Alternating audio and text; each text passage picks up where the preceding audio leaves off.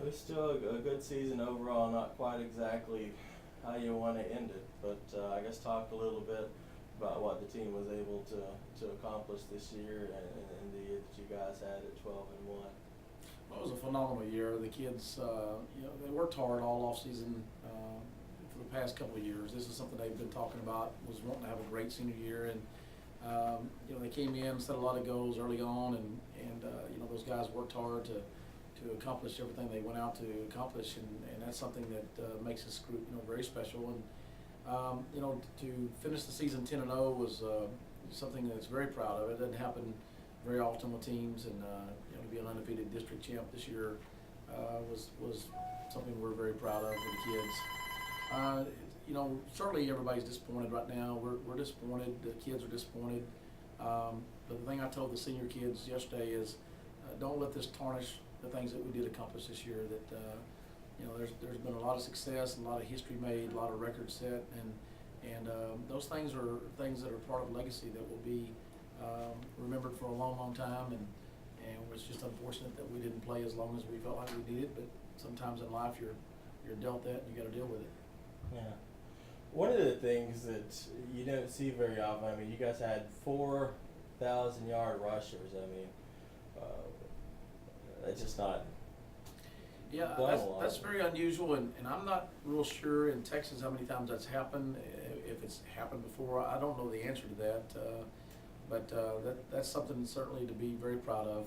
We felt like we had a great offense this year. We felt like we had a great group of linemen. We had good perimeter blocking, and we had certainly great skilled kids to run the ball. And we thought we did a great job of mixing things up this year, moving the ball around. And when you got four guys that have rushed for over 1,000 yards, you've got a lot of weapons back there to choose from, and it really keeps the defense on its toes as far as who do we defend next. And so those were things we were very proud of, and I haven't looked the last week or two, but I know we've got to be in the top 2 or 3 in the state in rushing, and probably the top 5 in the nation in rushing. So offensively it was a great year, and we're very proud of the kids, the way they worked and came through. Yeah. And defensively, I mean, other than the last game, you guys really shut down your opponents. Our defense played great all year long. We really improved a lot of areas. There's a lot of things that go into the last game that a lot of people will never talk about that we knew internally. One, Alex Trevino hasn't been healthy now for about 4 or 5 weeks. He just, his foot's been bothering him. He hasn't run as well. And he's a big playmaker for us. And how many times Friday night was he a step away from making a play? And if he's healthy, he probably makes those plays.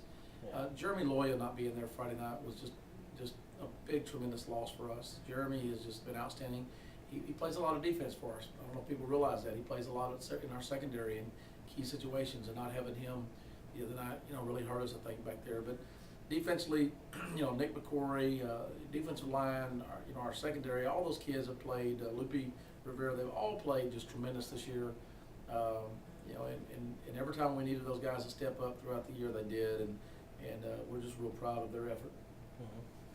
And just looking down the all-district list, I mean, you've got Nick McCrory, most valuable player, the 2 offensive players of the year, the defensive players of the year. I mean, it shows at the end of the year what you guys have done individually and as a team. Well, I told the kids, in 1990 we were state and national high school champions at Aldine. In 1996 we lost in the semifinals that year. We signed 16 kids on scholarship that year. Those are the only 2 teams that I've ever seen, and I'm not talking just about my own teams, I'm talking about any teams where every starter was either first, second team, or one of the MVPs. And that happened this year at Calhoun. And every kid that started was phenomenal, and certainly earned what they got, and we're very proud of that. You guys certainly lose. I mean, you lose a lot going towards next year.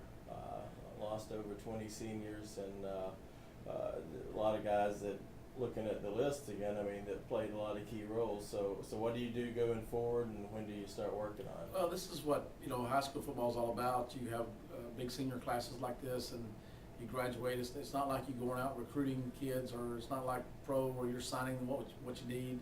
You know, it's about developing the young ones, and you know, we've been very fortunate over the years that you know, our young kids, they've been hungry, they've worked hard, and you know, we're going to have a lot of surprises next year. There's going to be a lot of kids that's going to step up and do a great job for us next year, and you know, we're losing some tremendous players, and you know, it's hard to replace a 4-year starter in Alex Trevino or Nick McQuarrie, or a 3-year starter in Joe Vargas and Jeremy Loya, and those kind of kids are hard to replace because of the experience they bring to it.